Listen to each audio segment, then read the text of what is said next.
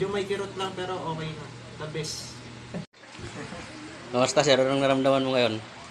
Babago kaysa kanina? Medyo masakit pero naghihilom na siya dito sa kamay. Mataas yung pressure ko pero okay. The best yung parang lakas ko bumalik. Dati hindi ko maramdaman yung lakas ko. Yung kirot ng konti pero babalik din. Natural yan sir kasi may sugat sa loob kasi. Natural.